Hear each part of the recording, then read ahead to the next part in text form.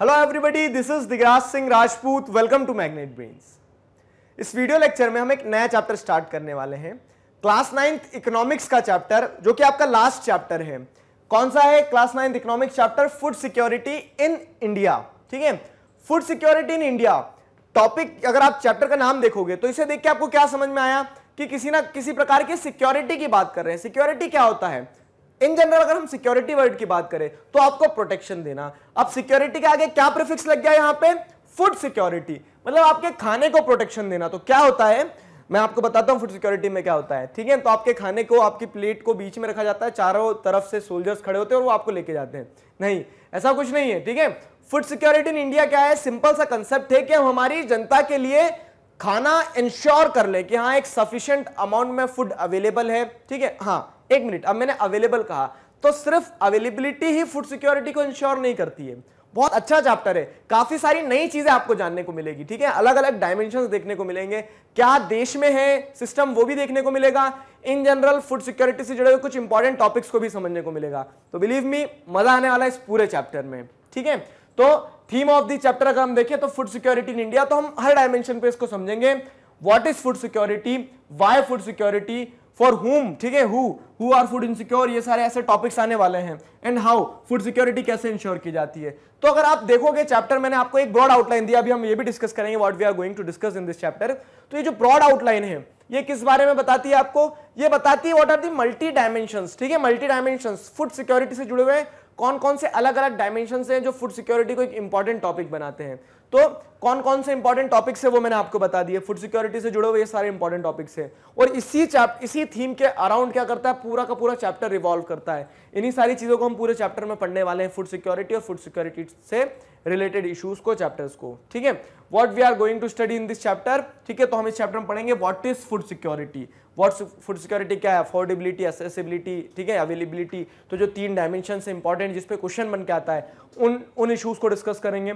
Y food security, जरूरत क्यों है फूड सिक्योरिटी की? बिना फूड सिक्योरिटी के काम भी तो चल सकता है। ठीक है, इतना प्रोड्यूस होता है तो बचा के रखने की क्या जरूरत है, क्यों इंश्योर करने की जरूरत है। तो हम उस डायमेंशन पे भी चीजों को पढ़ेंगे। What is food security, why food security, दोनों इशू को समझेंगे। ठीक है, अब हु आर फूड इनसिक्योर, हम किसके लिए खाना बचाएं। ठीक है, या फिर क्या खाना बचाएं इन द सेंस, अगर आप इस टॉपिक पे आप बहुत ज्यादा नैरो हो जाते हो तो हम खाना बचाना छोड़ के हम फूड सिक्योरिटी को इंश्योर करें ही क्यों, किसके लिए करें? हु आर फूड इनसिक्योर, तो ये भी देखेंगे हम। फिर food security in India, India में क्या प्रोग्राम, क्या पॉलिसीज हैं, किस तरह से। अगर आपको ध्यान हो तो पिछले चैप्टर में मैंने आपको एक टॉपिक बताया था, क्या? अंत्योदय अन्न योजना, उसे हमने छोड़ा था। उस पॉलिसी को, जो टारगेटेड एंटी पॉवर्टी प्रोग्राम थे, तो उस पॉलिसी को भी हम यहां डिस्कस करेंगे। ठीक है, food security in India. What is buffer stock, तो फूड सिक्योरिटी इन इंडिया जो है तो वो इन्हीं सारी चीजों पर डील करती है। बफर स्टॉक क्या है, पब्लिक डिस्ट्रीब्यूशन सिस्टम क्या है, राशन शॉप्स वगैरह जो होती है। तो इन सारे इश्यूज को हम क्या करने वाले हैं, कॉम्प्रिहेंसिवली इस चैप्टर में डिस्कस करने वाले हैं और इसका करंट स्टेटस भी देखेंगे। हाँ, पब्लिक डिस्ट्रीब्यूशन सिस्टम है क्या, कैसे काम करता है, एट प्रेजेंट क्या सिचुएशन है, कैसे चल रही है चीजें, तो उन सारी चीजों को क्या करने वाले हैं, हम डिस्कस करने वाले हैं इसी चैप्टर में। अब role of cooperatives in food security एक इंपॉर्टेंट टॉपिक हो जाता है कि फूड सिक्योरिटी के लिए गवर्नमेंट तो काम करती है, लेकिन गवर्नमेंट के अलावा कोऑपरेटिव्स भी एक इंपॉर्टेंट रोल प्ले कर सकते हैं फूड सिक्योरिटी को इंश्योर करने के लिए। तो role of cooperatives in food security, food security ensure करने में कोऑपरेटिव्स का क्या रोल है, this is also the topic which you are going to discuss in this chapter. I hope आपको एक ब्रॉड लाइन समझ में आ गई होगी, एक आउटलाइन समझ में आ गई होगी। अब देखिए, food security means something more than getting 2 square meals. सिर्फ 2 वक्त का खाना मिल जाए इसका मतलब ये नहीं कि आप फूड सिक्योर हो, या फिर कह सकते हैं कि आपकी कंट्री ने पूरी तरह से ये इंश्योर कर लिया कि हाँ आपके देश में सफिशिएंट अमाउंट में फूड अवेलेबल है। नहीं, सिर्फ 2 वक्त का खाना ही फूड सिक्योरिटी नहीं होते। जैसे हमने पॉवर्टी चैलेंज वाले चैप्टर में पढ़ा था, समझा था क्या कि पॉवर्टी लाइन, हमारी जो पॉवर्टी की डेफिनेशन है वो क्या है, वो मिनिमम लेवल ऑफ सब्सिस्टेंस का मतलब ये नहीं होता है कि आप मिनिमम लेवल ऑफ सब्सिस्टेंस पा रहे हो तो आप बहुत लग्जरियस लाइफ जी रहे हो। ठीक है, उसी तरह से सिर्फ 2 वक्त का खाना मिल जाने से ये इंश्योर नहीं हो जाता है कि आप फूड सिक्योर हो।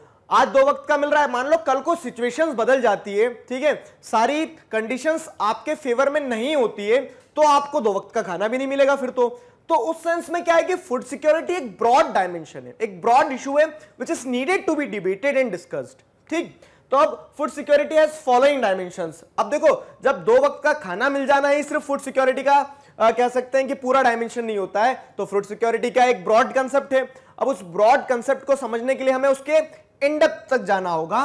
तो food security has following dimensions, there are these dimensions about food security। तो food security depends on these dimensions, this pillars, ठीक है। ये पिलर्स पे फूड सिक्योरिटी डिपेंड करता है। कौन कौन से ये पिलर देखिए, अवेलेबिलिटी, एसेसिबिलिटी और अफोर्डेबिलिटी। इन चीजों पे विशेष ध्यान देना है आपको कि फूड सिक्योरिटी जो है तो 3 पिलर्स पे डिपेंड करता है, अवेलेबिलिटी, एसेसिबिलिटी और अफोर्डेबिलिटी। अब अवेलेबिलिटी क्या, एसेसिबिलिटी क्या, अफोर्डेबिलिटी क्या, ये समझना, क्योंकि इस पे क्वेश्चन बनता है what is food security, explain the 3 dimensions of food security. इस तरह से डायरेक्ट क्वेश्चन आएगा आपको। अब explain the 3 dimension of food security आ गया तो आपको तीनों डायमेंशन पता होना चाहिए। पहला अवेलेबिलिटी, सुनते से समझ में आ गया होगा कि सभी के पास में खाना अवेलेबल हो, ठीक है। Production of sufficient food grains या फिर food with in the country. मतलब पहली चीज तो यह है कि आपकी कंट्री फूड सिक्योर जब होगी जब आपके पास में सफिशिएंट प्रोडक्शन हो रहा हो। खाना है मतलब आप फूड सिक्योर हो, ठीक है। तो पहला डायमेंशन क्या है, production of sufficient food with in the country. Imports and previous year stock. तो अब ये खाना आएगा कहां से, ऊपर से बारिश नहीं होती खाने की, बारिश पानी की ही होगी। तो पहली चीज तो क्या है कि आपके कंट्री में अवेलेबल या फिर सफिशिएंट प्रोडक्शन हो तो या तो वो खुद प्रोड्यूस करो आप या फिर इंपोर्ट करवा लो, दूसरे देशों से बुला लो। पिछले साल प्रोड्यूस हो तो हमने उसे स्टोर करके रख लिया वेयर हाउस में। तो ये सारे इश्यूज कवर होते हैं अवेलेबिलिटी के अंदर। मतलब इन शॉर्ट अगर समझे तो फूड सिक्योरिटी का जो पहला डायमेंशन, पहला पिलर है, it says that there should be sufficient production and availability of food grains in your country, ठीक है। अगला डायमेंशन, अगला इशू क्या है, एसेसिबिलिटी। एसेसिबिलिटी होता है food is with in the reach of every person.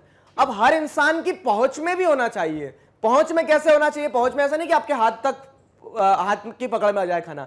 पहुंच इन द सेंस समझो, मान लो क्या है, ये हमारा पूरा कंट्री है, ठीक है। अब हमारी कंट्री में ये जो पंजाब, हरियाणा, उत्तर प्रदेश वाले एरिया है, तो यहां पे तो खूब प्रोडक्शन हो रहा है, तो अवेलेबिलिटी बहुत ज्यादा है। लेकिन मान लो कोई ड्राई रीजन है, जैसे हम कह ले छत्तीसगढ़ वगैरह, राजस्थान हो गया, तो अब क्या हो रहा है कि यहां पे खाना तो हमारी कंट्री में इतना है कि हम पूरे अमेरिका को बिठा के खिला दें, लेकिन एसेसिबिलिटी की अगर बात की जाए तो ओडिशा के लोगों तक खाना पहुंच ही नहीं पा रहा है। Food is with in the reach of every person. दूसरा पिलर जो ये बोलता है कि एसेसिबिलिटी मतलब हर इंसान की एक्सेस होना चाहिए, वहां तक हर इंसान की पहुंच होना चाहिए, ठीक है। हर इंसान की पहुंच कब होगी, हर इंसान की पहुंच जब होगी जब उसके पास में क्या होगा, एक कह सकते हैं ट्रांसपोर्टेशन सिस्टम हो, एक ऐसा मैकेनिज्म हो कि गवर्नमेंट खुद खाना पहुंचाए, ठीक है। तो दूसरा डायमेंशन ये होता है कि आपके पास खाना हो और वो खाना हर इंसान की पहुंच तक हो, हर इंसान की पहुंच खाने तक हो, दोनों चीजें हैं। अब तीसरा डायमेंशन बोलता है अफोर्डेबिलिटी। अफोर्डेबिलिटी क्या होती है, अफोर्डेबिलिटी सिंपल सी चीज ये समझाती है कि खाना जो है तो खाना है भी और हर इंसान पहुंच भी सकता है, लेकिन वो पहुंच भी सकता है। उसके बाद तीसरी चीज ये बोलती है कि वो खरीद भी सके।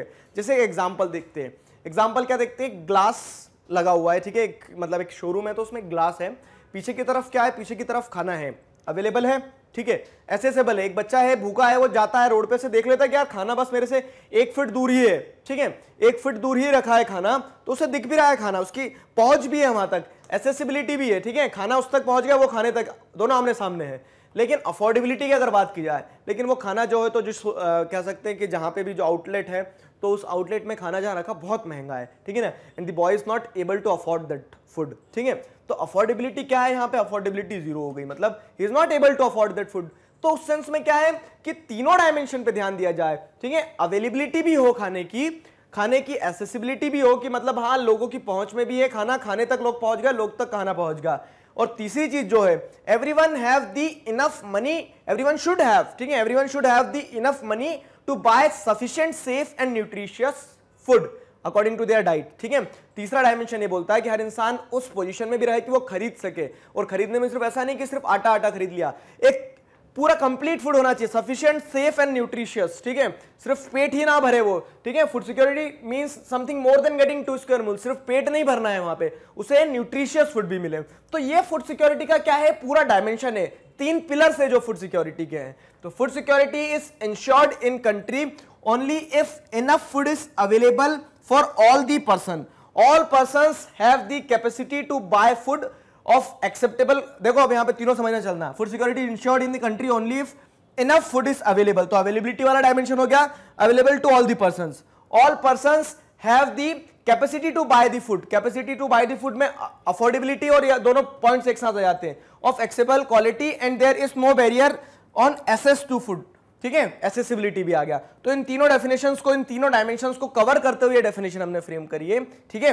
And this is the answer for your question, what is food security, what are the three dimensions of food security.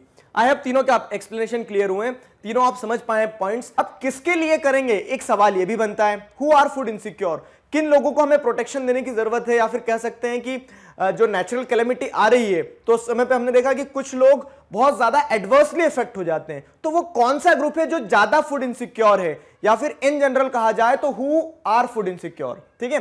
तो it depends on the situation. अब ये स्टेटमेंट से आप बोलोगे कि क्या कहना क्या चाह रहे हो, ठीक है।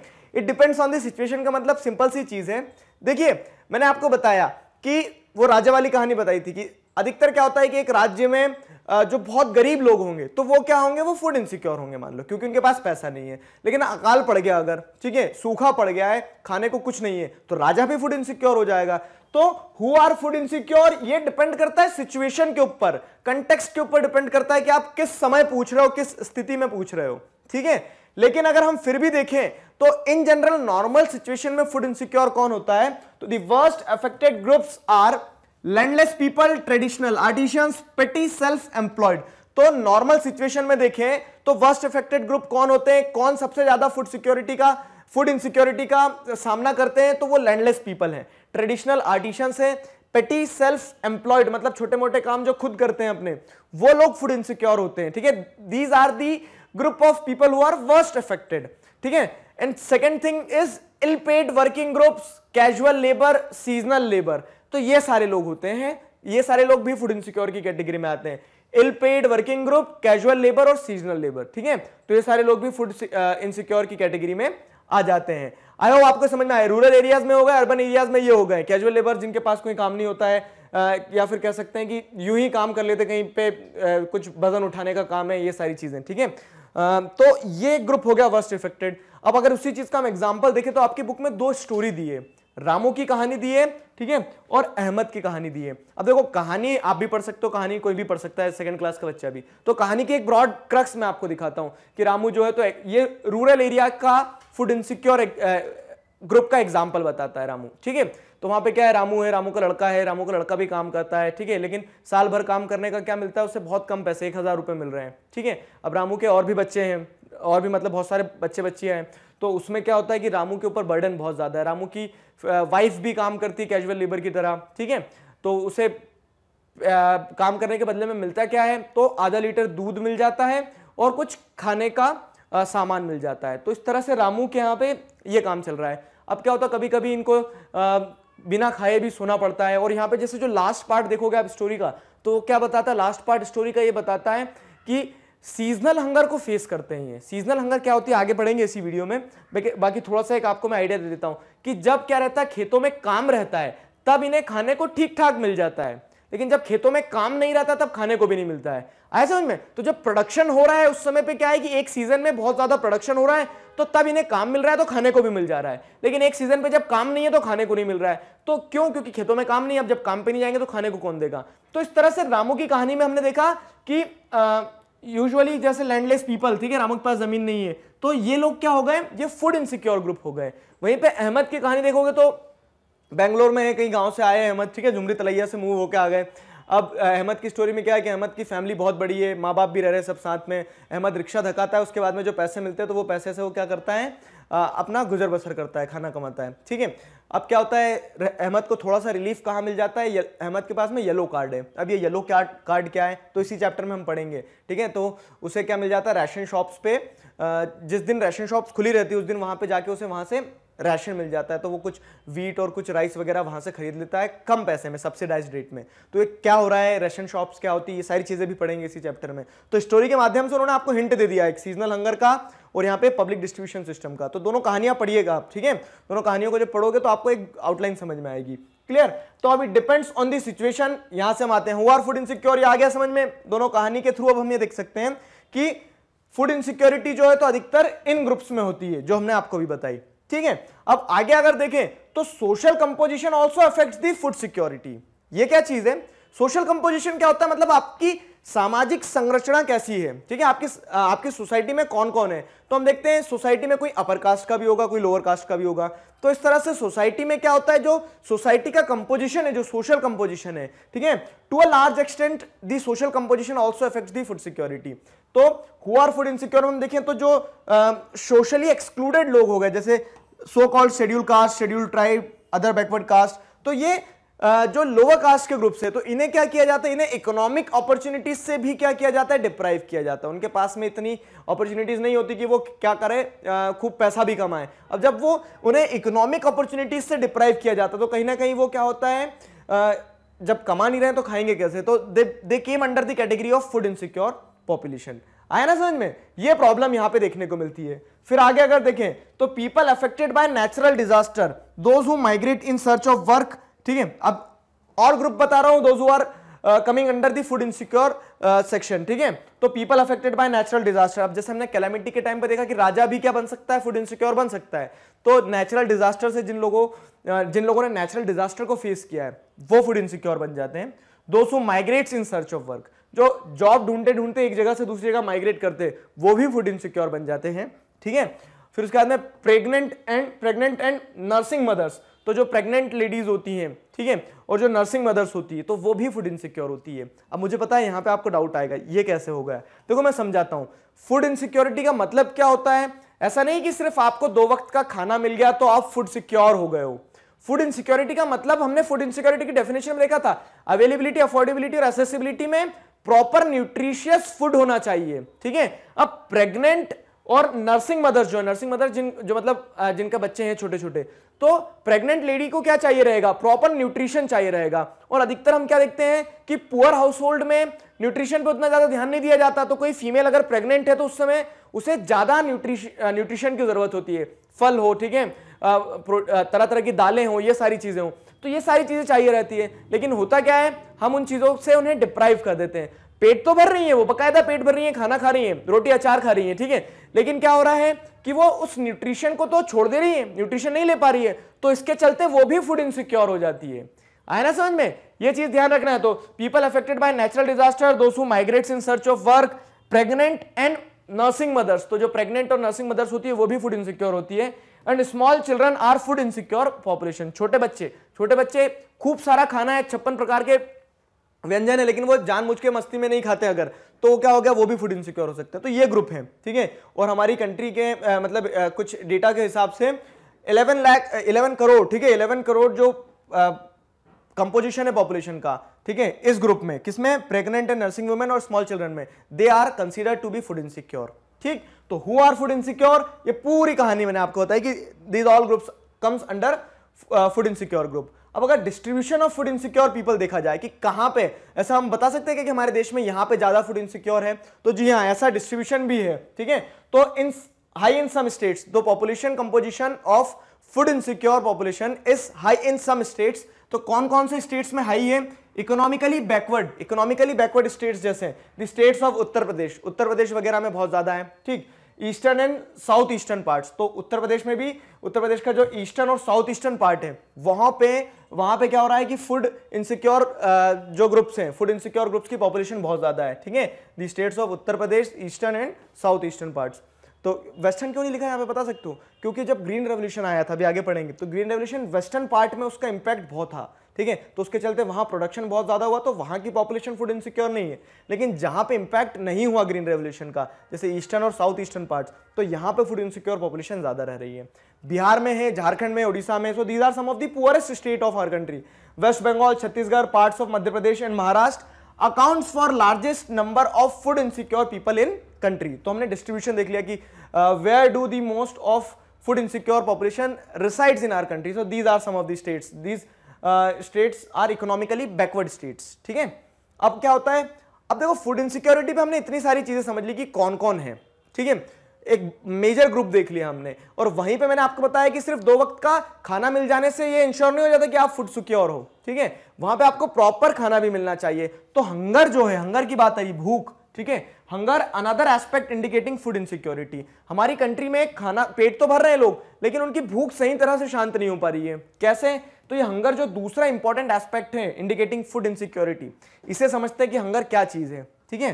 Therefore the attainment of food security involves eliminating current hunger and reducing the risk of future hunger. मतलब हमारी फूड सिक्योरिटी की जब हम बात करते हैं तो हम ये भी देखते हैं कि खाना मिले, सही खाना मिले, और वो अभी भी मिल रहे हैं। मतलब आज की जो भूख है, आज की जो हंगर सिचुएशन है, उसे तो हराए, उसे तो खत्म करे ही करे। उसी के साथ साथ में पॉसिबिलिटी अगर मान लो कि फ्यूचर में, जैसे कि एग्जांपल देते हैं कि आज हमारे पास खाना है, बहुत अच्छी बात है, लेकिन कल को मान लो कि हमारे पास खाना नहीं रहा, और उस समय पे लोगों को फिर क्या होगी, उस समय पे लोग फूड इनसिक्योर हो जाएंगे। ठीक है, लोगों की जो प्रॉपर डाइट है वो हम फुलफिल नहीं कर पाएंगे, तो वो फूड इनसिक्योर हो गए।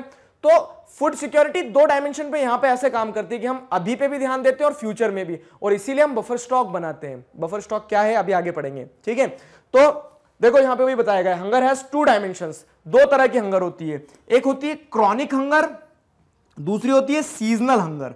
ये समझना, आप दोनों चीजें समझना, ये इंपॉर्टेंट क्वेश्चन है इस चैप्टर से। जो हु आर फूड इनसिक्योर, एक डायरेक्ट क्वेश्चन आएगा तो अलग अलग ग्रुप लिखना रहेगा आपको कि this groups are food insecure groups. लेकिन एक क्वेश्चन डायरेक्ट ऐसे भी बन सकता है कि क्रॉनिक हंगर क्या है, सीजनल हंगर क्या है, डिफरेंशिएट करो, एक्सप्लेन करो। तो क्रॉनिक हंगर समझो क्या होता है। देखो, chronic a type of hunger which is spread over a long period of time. अधिकतर क्या होता है, जो पुअर फैमिलीज होती हैं तो वहां पे उनके पास में इनकम नहीं होती उतनी अच्छी। अब उतनी अच्छी इनकम नहीं होती तो क्या है कि वो जिंदा है, साल भर जीवन भर खाएंगे वो लोग, लेकिन उतना नहीं खा पाएंगे जितना रिक्वायर्ड होता है। इन द सेंस, ऐसा क्वांटिटी में मत देखो कितने चावल खा लिए, ठीक है, मतलब जो रिक्वायर्ड है, सारे प्रोटीन होना चाहिए, ठीक है, सारे कार्ब्स वगैरह ये होना चाहिए। तो ये सारी चीजें जो है वो क्वालिटी और क्वांटिटी वाली कहानी आ गई यहाँ पे, कि वो क्वांटिटी तो ले रहे हैं, पेट तो पूरा भर रहे हैं फुल यहाँ तक, लेकिन क्या हो रहा है, क्या वो क्वालिटी फूड ले पा रहे हैं? नहीं, क्वालिटी फूड नहीं ले पा रहे ना। तो उस सेंस में जो हंगर होती है उसे क्रॉनिक हंगर कहा जाता है। ठीक है, उस सिचुएशन को क्रॉनिक हंगर कहा जाता है कि जब लो इनकम ग्रुप के कारण लोग खाना तो खा रहे हैं लेकिन जो रिक्वायर्ड अमाउंट ऑफ फूड होता है वो नहीं मिल पा रहा है उन्हें, और उसके चलते वो क्या कर रहे हैं, उसके चलते वो एक लॉन्ग पीरियड तक, मतलब पूरे जीवन भर अब किसी ना किसी प्रकार की हंगर और हंगर से रिलेटेड प्रॉब्लम से क्या कर रहे हैं, डील कर रहे हैं। उनकी बॉडी ग्रो नहीं कर पा रही, इम्यून सिस्टम मजबूत नहीं हो पा रहा है, माल न्यूट्रिशन को फेस कर रहे हैं, तो वो क्रॉनिक हंगर हो गई है। ठीक है, अब वहीं पे सीजनल हंगर को अगर देखें हम, तो देखो शब्द ही बता रहा है सीजनल, मतलब यहां पे एक सीजन में इंसान प्रॉपर न्यूट्रिशियस फूड नहीं ले पाता है, एक सीजन में ले लेता है। जैसे अभी हमने स्टोरी देखी, किसकी स्टोरी देखी थी, अभी स्टोरी देखी थी हमने रामू की। तो रामू की स्टोरी में हमने क्या देखा कि जब क्रॉप्स हार्वेस्ट हो रही होगी उस समय पे उसके पास खाने के लिए सफिशिएंट अमाउंट में फूड ग्रेन्स रहेंगी, तो तब क्या देखने को मिल रहा है हमें कि वो सीजनल हंगर से सफर कर रहा है, कि एक सीजन में जब क्रॉप्स हार्वेस्ट हो रही है तो वो खाने को है, और एक सीजन में नहीं होती है। तो जैसे रूरल एरियाज में देखें तो जो लैंडलेस एग्रीकल्चरल फार्मर्स होते हैं तो उन लोगों के पास जमीन नहीं होती, तो दूसरे की जमीनों पे काम करते हैं, और एक टाइम पीरियड में जब क्रॉप्स हार्वेस्ट होती है तब खाने को होता है, तो वो सीजनल हंगर से सफर करते हैं। ठीक है, और अर्बन एरिया में अगर देखें तो जो अर्बन एरिया में कैजुअल वर्कर्स होते हैं, कैजुअल वर्कर्स क्या होता है कि अब रेनी सीजन के टाइम पे कंस्ट्रक्शन साइट पे काम कर रहे हैं, वजन उठा रहे हैं, तगारी वगैरह। ठीक है, अब रेनी सीजन में क्या हो रहा है कि उनके पास काम नहीं है, मान लो रोड कंस्ट्रक्शन वगैरह रुक गया है, तो उस समय पे क्या होगा, वो सीजनल हंगर से सफर करेंगे। ठीक है, तो एक सीजन में जब काम है तब खा रहे हैं, अच्छा जब काम नहीं रहेगा तो खाने को नहीं रहेगा। तो इस तरह के दो हंगर होते हैं। ठीक है, and hunger is one of the important aspect of food security. Food security की बात करते हैं तो हंगर तो आती ही आती है, और हंगर दो तरह की होती है, दो डायमेंशन, क्रॉनिक हंगर और सीजनल हंगर। अगली चीज क्या है, अगली चीज समझना, तो over the period of time अगर हम देखें तो हमारी कंट्री ने बहुत एफर्ट्स लगाए हैं, हमारी कंट्री ने बहुत एफर्ट्स लगाए हैं, और जो क्रॉनिक हंगर और सीजनल हंगर है तो सब्सिक्वेंटली वो क्या हुई है, डिक्लाइन हुई है। Number of people suffering from chronic hunger and seasonal hunger are decline. ठीक है, तो वो डिक्लाइन तो हुआ है, and India is aiming at self sufficiency in food grain since independence. और आजादी के बाद से ही हम इस चीज पे फोकस कर रहे थे कि सबसे पहले हमें हमारे देश की जनता को सशक्त करना होगा, कैसे उन्हें अच्छा खिलाओ पिलाओ, मजबूत रहें, तभी तो काम कर पाएंगे वो। ठीक है, तो India is aiming at self sufficiency in food grains since independence. आजादी के समय से ही हम क्या कर रहे हैं, उस चीज का प्रयास कर रहे हैं। तो अब यहां पे role of green revolution, green revolution का एक बहुत इंपॉर्टेंट रोल आता है। हम प्रयास तो कर रहे हैं, लेकिन प्रयास कैसे किया हमने, आप बोल रहे हो पढ़ तो रहा हूं मैं, अब पढ़ कैसे रहे हो, बोल रहे हो पढ़ने के लिए मैं क्या कर रहा हूं, गाने सुन रहा हूं, तो गाना सुनना पढ़ना थोड़ी ना होता है। वैसे ही हम एमिंग एट सेल्फ सफिशिएंसी, हम सेल्फ सफिशिएंसी पे एम कर रहे हैं, तो हमने कैसे एम किया, with the help of green revolution. Green revolution played a very important role in ensuring food security. तो ग्रीन रेवोल्यूशन ने कैसे, the production of wheat and rice was increased. Green revolution में हमने क्या करा, या आपने आगे के चैप्टर्स में पढ़ा है, तो HYV variety of seeds, modern farming techniques, इन सारी चीजों की मदद से हमने बहुत ज्यादा प्रोडक्शन को बढ़ाया। प्रोडक्शन को जब बहुत ज्यादा बढ़ाया तो उससे क्या होता है, राइस और व्हीट का प्रोडक्शन होगा। अब जब हमारे पास प्रोडक्शन ज्यादा होगा तो हम स्टॉक बना के रखेंगे, ठीक है। उस स्टॉक से क्या करेंगे, हम खूब खाना प्रोड्यूस कर लेंगे, खूब फूड ग्रेन्स प्रोड्यूस कर लेंगे। तो मतलब हमारी कंट्री की जो पॉपुलेशन है फूड सिक्योर हो जाएगी। ये हो गया। The increase in food grains was however disproportionate. ये इंपॉर्टेंट चीज, इसे समझिए क्या है। देखो, हमने खाना तो बहुत बढ़ा लिया, खाना in the sense food grains produce बहुत कर लिए, लेकिन ये फूड ग्रेन्स प्रोड्यूस करने के बाद में इसका जो एडवांटेज रहा, तो एडवांटेज बहुत डिस्प्रोपोर्शनेट रहा। डिस्प्रोपोर्शनेट कैसे रहा, जैसे अब ये फोटोग्राफ देखोगे, इसके नीचे का आप कंटेंट पढ़ोगे तो ये बता रहा है कि पंजाब में जो फार्मर है, तो पंजाब में फार्मर बहुत ज्यादा प्रॉस्परस हो गए, लेकिन वही प्रॉस्पेरिटी आप देखोगे तो उड़ीसा झारखंड के फार्मर ने नहीं ऑब्जर्व करी, या फिर ग्रीन रेवोल्यूशन का इंपैक्ट जितना पंजाब, हरियाणा, वेस्टर्न उत्तर प्रदेश में रहा उतना वहां पे नहीं रहा। उसी के साथ साथ में क्रॉप्स में भी आपको डिस्प्रोपोर्शन देखने को मिलेगा कि कहीं कहीं पे व्हीट बहुत ज्यादा प्रोड्यूस हुआ, कहीं कहीं पे राइस बहुत ज्यादा प्रोड्यूस हुआ। और तो हमारी गवर्नमेंट ने इसके लिए स्टैंप भी निकाला, व्हीट रेवोल्यूशन स्टैंप, ठीक है। तो ये सारी चीजें हुई है।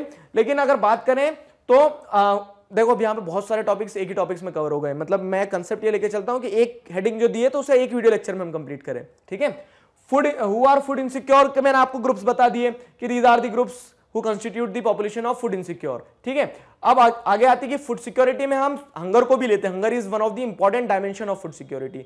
हंगर दो डायमेंशन पे होती है, क्रॉनिक और सीजनल हंगर, ठीक है। और फूड सिक्योरिटी को इंश्योर करने के लिए हम शुरुआत से ही सेल्फ सफिशिएंसी पे टारगेट लगा रहे हैं। अब जो सेल्फ सफिशिएंसी है तो उसे हमने कैसे अचीव करा है, ग्रीन रेवोल्यूशन की मदद से। No doubt green revolution has provided us excellent results, ठीक है। एक्सीलेंट रिजल्ट्स हमारे सामने निकल के आए हैं। लेकिन ये जो फूड प्रोडक्शन इंक्रीज हुआ तो उसके जो एडवांटेजेस हैं वो उतने इवनली डिस्ट्रीब्यूटेड नहीं है। दीज एडवांटेजेस आर डिस्प्रोपोर्शनेट, ठीक है। डिस्प्रोपोर्शनेट कैसे, मैंने बता दिया। क्रॉप्स भी कहीं कुछ थी, कहीं कुछ थी। और अगली चीज, एरिया वाइज भी अगर देखो तो मध्य प्रदेश या फिर कह सकते हैं कि अपर पार्ट ऑफ मध्य प्रदेश, ठीक है, वेस्टर्न उत्तर प्रदेश, हरियाणा, पंजाब, इन एरियाज में बहुत ज्यादा एडवांटेजेस हुए हैं। लेकिन जो पुअर स्टेट्स हैं, जो हमने इकोनॉमिकली बैकवर्ड स्टेट्स देखे, तो वहां पे उतना एडवांटेजेस नहीं है। क्लियर है। तो ये सारा सब कुछ था हु आर फूड इनसिक्योर के बारे में। फूड सिक्योरिटी हमारा चैप्टर है, फूड सिक्योरिटी इन इंडिया। तो फूड सिक्योरिटी इन इंडिया से जुड़े कंसेप्ट समझ लिए। अब आते हैं मेन थीम पर कि फूड सिक्योरिटी इन इंडिया को इंश्योर कैसे किया गया, क्या किया जा रहा है, क्या है चीज। इंडिया वाली बात करें अगर हम, तो देखो, are we food secure now, ये क्वेश्चन मैं आपसे पूछता हूं, क्या हमारा देश फूड सिक्योर है? फूड सिक्योर है मतलब कि हमारे पास में सफिशिएंट खाना है कि हम हमारी जनता को खाना दे सकें। तो देखो, देश की बात करो तो देश हमारा फूड सिक्योर है, ठीक है। हमारे पास इतना फूड ग्रेन प्रोड्यूस होता है कि हम अमेरिका को बैठे बैठे खिला सकते हैं, ठीक है। ये एक बहुत इंटरेस्टिंग सी, एक कह सकते हैं कि सेल्फ मोटिवेशनल स्टोरी है कि एक समय पे जब हम आजाद हुए थे, हमारे पास खाने को नहीं था, तो हमने अमेरिका से मदद मांगी थी, ठीक। अमेरिका से मदद मांगी थी तो अमेरिका ने हमें क्या दिया था, जो वहां पे फॉडर की तरह यूज किया जाता था फूड ग्रेन, वो दिया था। पुरानी बात है, ठीक है। तो मतलब उन्होंने कह सकते हैं बी ग्रेड क्वालिटी का हमें फूड ग्रेन दिया था, हमने वो लिया क्योंकि मजबूरी थी। फिर हमारे यहाँ क्या आता है, ग्रीन रेवोल्यूशन। ग्रीन रेवोल्यूशन के बाद में हमने फूड ग्रेन्स प्रोड्यूस करना स्टार्ट किए। और प्रेजेंट सिचुएशन की अगर बात करें हम, तो हमारे यहाँ इतना फूड ग्रेन प्रोड्यूस होता है कि हम अमेरिका को 3 साल तक बैठा के खिला सकते हैं। इतना फूड ग्रेन यानी इतना वीट प्रोड्यूस होता है, वीट की अगर बात करें तो ये वही वाली चीज है कि are we food secure now, तो no doubt we are up to extent, ठीक है, up to an extent we are food secure. हमारे यहाँ बहुत सारा खाना है, ठीक है, बहुत सारा फूड ग्रेन्स प्रोड्यूस होता है। लेकिन वो वही वाली बात है जो पिछले वीडियो में बताया कि वो डिस्प्रोपोर्शनेट है। कहीं पे बहुत ज्यादा है, कहीं पे अनाज क्या कह सकते हैं कि मंडियों में क्या हो रहा है कि बारिश के कारण खराब हो जा रहा है, इतना हमारे पास है, और कहीं कहीं पे कोई इंसान खाने के कारण भूखा मर जा रहा है। तो डिस्प्रोपोर्शनेट है फूड सिक्योरिटी की अगर बात की जाए, ठीक है। अब वही चीज, after green revolution the country has avoided famine even during adverse weather condition. देखो, तो हमने अगर बात की जाए इंडिपेंडेंस के पहले की 1943 बंगाल फेमाइन, ये सारी चीजें, तो उस समय पे हमने देखा कि कितने सारे 30 लाख से ऊपर लोगों की डेथ हो जाती है, ठीक। लेकिन क्या होता है, हमें आजादी मिलती है। आजादी मिलने के बाद में हम ग्रीन रेवोल्यूशन को हमारी कंट्री में लाते हैं। ग्रीन रेवोल्यूशन के बाद में हमने बहुत ज्यादा फूड प्रोडक्शन किया, और तब से हमारी कंट्री में किसी प्रकार की फेमाइन नहीं हुई है, किसी प्रकार का स्टारवेशन के कारण जो कहते हैं कि लोग भूखे मर रहे हैं, वो नहीं हुआ है, ठीक है। तो ये दर्शाता है कि some to a large extent, ठीक है, to a large extent we have ensured food security. एक फूड सिक्योरिटी को हमने इंश्योर कर लिया है ग्रीन रेवोल्यूशन के बाद में। Even in the adverse weather condition, मतलब कि ऐसा हुआ है आजादी के बाद से, ग्रीन रेवोल्यूशन आने के बाद से, कि साल 2-2 साल 3-3 साल तक वेदर कंडीशन बहुत खराब रही है, बहुत खराब रही है। मतलब क्रॉप्स प्रोड्यूस नहीं हो पाई, ठीक है, क्रॉप्स प्रोड्यूस नहीं हो पाई है। फिर भी हमने क्या कर लिया है, फिर भी हमने, हमारे पास इतना स्टॉक था कि जिसके बल पर हम क्या करते रहे कि 3 साल तक कोई क्रॉप प्रोड्यूस नहीं हुई है, लेकिन हमारी देश की जनता भूखी नहीं मरी है। तो ऐसे रहता है ना कि मतलब आप जॉब करते हो, जॉब करते करते आपने पैसा इतना जोड़ लिया कि आप अगर जॉब छूट जाती है आपकी जॉब, और जॉब छूटने के बाद में आप 1 साल तक आपको कोई जॉब नहीं मिल रही, लेकिन आपने उतना रिजर्व बना लिया था, तो उस रिजर्व पे आप क्या कर रहे हो, जिंदा रह गए हो। तो वैसी ही चीज, ठीक है। तो after green revolution the country has avoided famine even during adverse weather condition. तो इस सेंस में हम कहेंगे yes, to a large extent we are food secure है हम, ठीक है। और ग्रीन रेवोल्यूशन के बाद में variety of crops are grown all over the country, और बहुत ज्यादा क्रॉप्स तो सभी तरह से, ठीक है। ऐसा नहीं कि हम मोनोटोनी है बहुत ज्यादा, एक ही तरह की क्रॉप को कल्टीवेट करते जा रहे हैं। Different crops are being cultivated in our country, ठीक है। तो वो एक बहुत अच्छी चीज हो गई है। फिर क्या है, for the availability of food grains the food security system by Indian government is based on 2 components. ये बहुत इंपॉर्टेंट चीज है, मैंने पूरी बड़ाई कर दी यहाँ पे कि हाँ बहुत अच्छा सिस्टम चल रहा है हमारे यहाँ। फूड सिक्योरिटी को हमने काफी हद तक इंश्योर कर लिया कि India becomes a food secure country, लेकिन डिस्प्रपोर्शन है, वो मैंने आपको पहले ही बता दिया है। अब ये करा कैसे हमने, सवाल ये आता है ना। तो हमने फूड सिक्योरिटी को इंश्योर कैसे किया, तो for the availability of food grains the food security system by Indian government is based on 2 components, 2 components, और इन्हीं दोनों कंपोनेंट्स को हम इन डिटेल पढ़ेंगे चैप्टर से। ये इंपॉर्टेंट क्वेश्चन बनते हैं। बफर स्टॉक क्या है, पब्लिक डिस्ट्रीब्यूशन सिस्टम क्या है, ध्यान रखना इस चीज को। इस टॉपिक में हमने एक बेसिक इंट्रोडक्शन देख लिया कि हमारी पोजीशन क्या है। अब इस पोजीशन को कैसे इंश्योर किया हमने, तो इंडियन गवर्नमेंट 2 डायमेंशन पे, 2 कंपोनेंट्स पे ध्यान देती है, बफर स्टॉक पे और पब्लिक डिस्ट्रीब्यूशन सिस्टम पे। बफर स्टॉक क्या है, पब्लिक डिस्ट्रीब्यूशन सिस्टम क्या है, तो बफर स्टॉक क्या है, stock of food grains, as simple as that. Stock तो बताइए आपको, किसी भी चीज का क्या कर लेना है, स्टॉक बना लेना, पाइल अप कर लेना चीजों को। बफर क्या होता है, ये बफर समझो। बफर में आपको अगर लेमन डेफिनेशन में समझाऊं तो एक देश ये है, दूसरा देश ये है, इनके बीच की जो जगह है, तो यहां पे अगर कोई सा देश है तो बफर स्टेट कहलाता है इंटरनेशनल रिलेशन की टर्म्स में। बफर मतलब क्या होता है, बीच की जगह जो होती है, मतलब ये आपकी जरूरतें हैं या आपके पास स्टॉक है, ठीक है, तो उसके बीच में आपने जो एक रिजर्व बना के रखा है वो हो गया बफर। तो यहां पे बफर स्टॉक क्या है, बफर स्टॉक है स्टॉक ऑफ फूड ग्रेन्स, जो फूड ग्रेन्स आप आज ही खा नहीं रहे हो, मतलब आज आप खाना खा रहे हो, जैसे एग्जांपल देते हैं, तो आज आप खाना खा रहे हो, 1 किलो आटा है, ये सारी चीजें उसने आपने खा लिया, लेकिन आपके घर में 10 किलो आटा और आपने स्टोर करके रखा है, तो वो बफर हो गया, आगे से बफर स्टॉक हो गया वो। तो अब ये बफर स्टॉक कैसे बनाया जाता है, ठीक है, कहां से लाते हैं बफर स्टॉक में फूड ग्रेन्स को स्टोर करने के लिए, कौन लाता है, तो ये तरह तरह के सवाल आ गए। अब ये तरह तरह के सवाल को हम खत्म करते हैं। तो क्या होता है, देखो, government with the help of Food corporation India, मतलब गवर्नमेंट की एक बॉडी हो गई, एक ऑर्गेनाइजेशन हो गया FCI, Food corporation of India. FCI का फुल फॉर्म ध्यान रखना है, 1 मार्क्स में पूछा जाता है। तो government with the help of FCI, Food corporation of India, procures food grains. Government क्या करती है, फूड ग्रेन्स को खरीद लेती है। अब ऐसा थोड़ी ना कि गवर्नमेंट अपने यहां कह सकते हैं कि पार्लियामेंट के अंदर खेती हो रही है और वहां फूड ग्रेन्स प्रोड्यूस हो रहे हैं और वही फूड ग्रेन्स को वो स्टॉक में रख रहे हैं, नहीं, गवर्नमेंट क्या करती है, गवर्नमेंट फूड ग्रेन्स को प्रोक्योर करती है। गवर्नमेंट प्रोक्योर्स फूड ग्रेन्स, ठीक है, व्हीट और राइस, तो गवर्नमेंट व्हीट और राइस खरीदती है, किससे, from the farmers, surplus production. अब देखो मैंने कीवर्ड्स में लिखी सारी चीजें, मैं आपको इसको समझाता हूं। क्या होता है, पंजाब हरियाणा में खूब प्रोडक्शन हुआ, मान लो फूड ग्रेन्स का, सपोज व्हीट का, व्हीट और राइस ये कोरस ग्रेन्स है, ये हमारी स्टेपल डाइट का पार्ट है, हर इंसान को चाहिए रहती है डेली, जो हमारी कंप्लीट डाइट होती है, तो व्हीट और राइस उसका एक क्या हो गया, एसेंशियल पार्ट हो गया। तो ऐसी फूड ग्रेन्स का खास करके स्टॉक बनाया जाता है जो बहुत एसेंशियल है। तो government with the help of Food corporation of India procures food grains, government food grains खरीदती है व्हीट राइस फ्रॉम फार्मर्स, तो किसान उगाते हैं तो किसान से ही खरीदेगी। अब पंजाब हरियाणा में प्रोडक्शन एक्सेस हुआ है, बहुत ज्यादा प्रोडक्शन हुआ है, तो वो एक्सेस प्रोडक्शन को क्या करती, गवर्नमेंट खरीद लेती, बोलती सब थोड़ी ना खा लोगे आप, तो क्या करती गवर्नमेंट, खरीद लेती, खरीद के फिर क्या करती, स्टोर करती है। स्टोर कहां करेगी, तो गवर्नमेंट प्रोक्योर करती है on A pre announced minimum support price या फिर MSP। अब गवर्नमेंट खरीदती भी है ना, तो गवर्नमेंट पैसा देती है, सब फ्री में नहीं खरीदती गवर्नमेंट किसानों को पैसा देती है।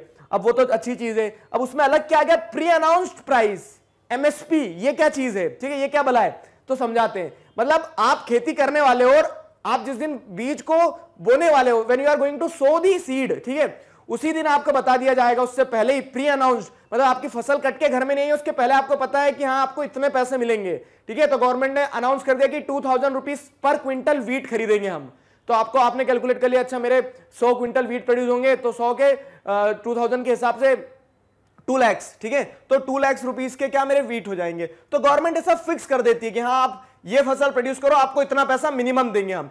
तो गवर्नमेंट क्या करती है, प्री अनाउंस्ड प्राइस पे मिनिमम सपोर्ट प्राइस रख देती है, ठीक है, मिनिमम सपोर्ट प्राइस रख देती है और उसे एमएसपी कहा जाता है, मतलब कम से कम इतने तो लेंगे। तो किसान को पता है कि गवर्नमेंट हमें कम से कम 2000 तो देगी, अगर कोई 2000 से ज्यादा दे रहा है तो हम उसको बेच देते हैं हमारे गेहूं, नहीं तो फिर हम गवर्नमेंट को ही बेचेंगे, ऐसा। तो गवर्नमेंट एक एमएसपी डिक्लेयर कर देती है। अब क्या करती है, तो गवर्नमेंट ने एफसीआई की मदद से प्रोक्योर कर लिया फूड ग्रेन्स को मिनिमम सपोर्ट प्राइस पे, and purchased food grains are stored in granaries, और जो परचेस किया उसे ग्रेनरी में स्टोर किया जाता है, ठीक है। तो ये गवर्नमेंट का एक ऑफिसर है, ये किसान के पास गया, किसान से उसने फूड ग्रेन्स खरीदे, फूड ग्रेन्स को उन्होंने अच्छा पैसा दिया मिनिमम सपोर्ट प्राइस पे, और फिर स्टोर कर लेंगे सारे फूड ग्रेन्स। अब ऐसा थोड़ी ना कि सब मिनिस्टर अपने अपने घर में रखेंगे फूड ग्रेन्स, तो वो एक ग्रेनरी में, एक वेयर हाउस में क्या करेंगे, एक वेयर हाउस में पूरे फूड ग्रेन्स को स्टोर कर लेंगे। आगे समझ में, तो ये पूरा एक सर्कल रहता है। अब सवाल आता है, but why buffer stocks are created. अब ये बफर स्टॉक किसके लिए बनाया जाता है, हम इतना फूड ग्रेन्स को इकट्ठा क्यों कर रहे हैं। अब चैप्टर के नाम पे जाओ जरा, फूड सिक्योरिटी, मतलब हमारे पास अवेलेबिलिटी हो, एक्सेसिबिलिटी हो, अफोर्डेबिलिटी हो, तो फूड ग्रेन्स अवेलेबल भी तो होना चाहिए, आपके पास एक स्टॉक भी तो होना चाहिए, तभी तो आप फूड सिक्योरिटी को इंश्योर कर पाओगे, ठीक है।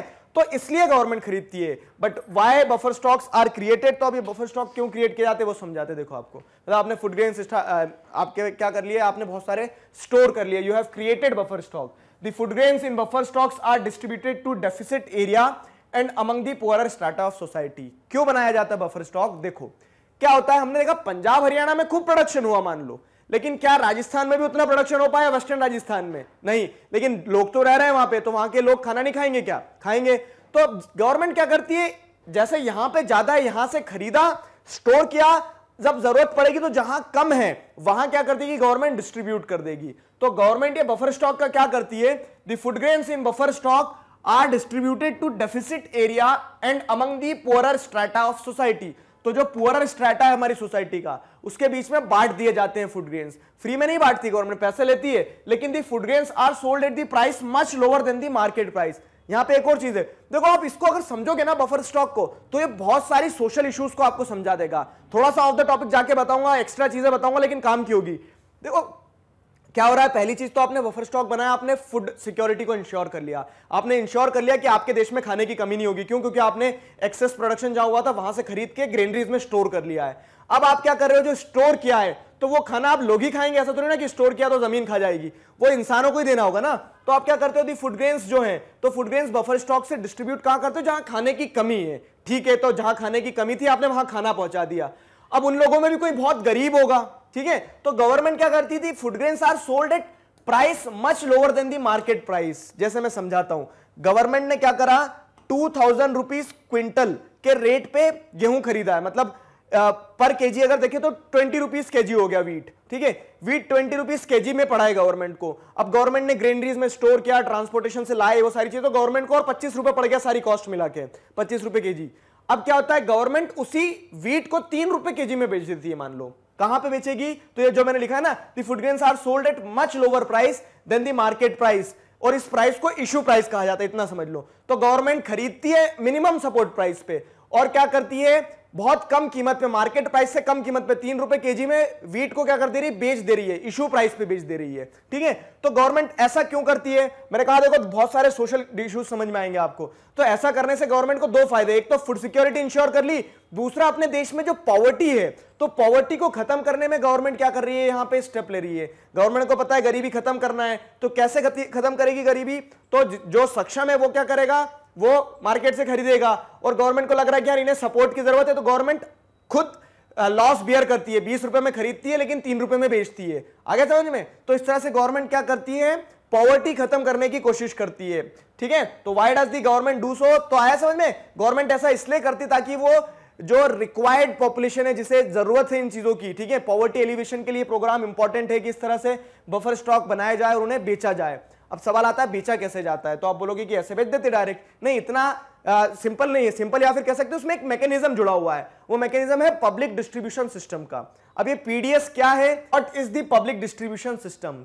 पब्लिक डिस्ट्रीब्यूशन सिस्टम है क्या चीज, क्या पढ़ रहे थे हम, ब्रॉड हेडिंग को रिकॉल करो जरा। हम पढ़ रहे थे कि फूड सिक्योरिटी को कैसे इंश्योर किया जाता है हमारे देश में। अब फूड सिक्योरिटी को इंश्योर करने के लिए हम 2 डायमेंशंस पे काम करते हैं, and what are those 2 dimensions. तो जो 2 डायमेंशन है, इंपॉर्टेंट डायमेंशन है, वो कौन कौन सी है। पहली तो आप क्या कर रहे हैं, पहले आप बफर स्टॉक पे ध्यान दे रहे हैं, फिर दूसरा क्या है, पब्लिक डिस्ट्रीब्यूशन सिस्टम के थ्रू बफर स्टॉक में जो आपने फूड ग्रेन स्टोर किए हैं उन्हें लोगों तक पहुंचा रहे हैं। सवाल ये आता है कि बफर स्टॉक में जो स्टोर किया है तो वो जरूरतमंद तक कैसे पहुंचाओगे, उसके लिए आपको एक पूरा सिस्टम चाहिए, एक डिस्ट्रीब्यूशन सिस्टम चाहिए, ठीक है। और वो डिस्ट्रीब्यूशन सिस्टम का काम करता है पब्लिक डिस्ट्रीब्यूशन सिस्टम में, ठीक है। Both the things are not excluded from each other, ठीक है। आपको सेक्लूजन में नहीं देखना है, you are required to see both the things by interrelating. आप बफर स्टॉक को और पब्लिक डिस्ट्रीब्यूशन सिस्टम को दोनों को जोड़ के देखो आपस में। जोड़ के कैसे कि पब्लिक डिस्ट्रीब्यूशन सिस्टम में आपको अभी मैं जैसे एक ब्रॉड आउटलाइन दे दूं कि हाँ यहां से खाना डिस्ट्रीब्यूट होता है, फूड ग्रेन्स डिस्ट्रीब्यूट करते हो, लेकिन फूड ग्रेन्स ऊपर से थोड़ी ना आएंगे, वही फूड ग्रेन्स जो आपने स्टोर किए कहां पे, बफर स्टॉक में। तो दोनों चीजों को कहीं ना कहीं एक बॉडी संभालेगी, वो जो एक बॉडी है वो कौन है, एफसीआई है, food corporation of India he procure करती है। अब वो प्रोक्योर करने के बाद क्या होता है, food corporation of India distributes the food to the needy through government regulated ration shops.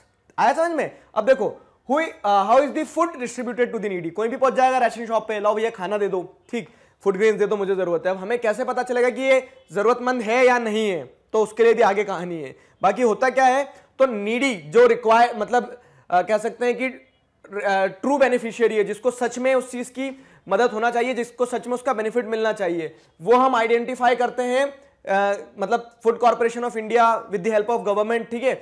तो वो आइडेंटिफाई किया जाता है उन लोगों को कार्ड्स दिए जाते हैं, अभी पढ़ेंगे हम आगे, ठीक है। और गवर्नमेंट फिर क्या करती है, गवर्नमेंट फूड कॉर्पोरेशन इंडिया की मदद से वही सारे फूड ग्रेन्स को डिस्ट्रीब्यूट करती है लोगों तक through the government regulated ration shops. Ration shops या फिर राशन की दुकान सुना होगा आपने, तो हर वार्ड में, हर लोकेलिटी में क्या होता है, एक राशन शॉप होता है, ठीक है, एक राशन की दुकान होती है। अब यहां से क्या होता है, तो जो बफर स्टॉक में फूड ग्रेन्स को स्टोर किया था, उन्हीं फूड ग्रेन्स को पब्लिक डिस्ट्रीब्यूशन सिस्टम के थ्रू ये शॉप्स एस्टैब्लिश की जाती है और इन शॉप्स के थ्रू क्या किया जाता है, लोगों तक पहुंचाया जाता है, ठीक है। इस चीज को प्रैक्टिकल देखना, बुक में पढ़ लिया आपने, बहुत अच्छी बात है। अब जरा ऑब्जर्व करना आपके वार्ड में कहां पे राशन शॉप है, किस दिन, मंगलवार के दिन क्या देते हैं वो, ठीक है, बुधवार के दिन क्या देते हैं, सर डे फिक्स कर दिया, टाइम फिक्स कर दिया, लोग लाइन में खड़े हैं तो क्या सभी को एक ही रेट पे देते, नहीं, जिसके पास में अलग अलग तरह के कार्ड अभी देखेंगे, तो कार्ड पे डिपेंड करता है कि आपको कितने रुपए में क्या सामान मिलेगा, अनलिमिटेड मिल जाता है क्या, नहीं, उसमें भी क्वांटिटी फिक्स होती है। तो ये सारी चीजें होती है, आया ना समझ में। तो आई होप आप समझ पाए कि जो बफर स्टॉक में आपने स्टोर किया था उसको आप लोगों तक चैनलाइज कैसे करोगे।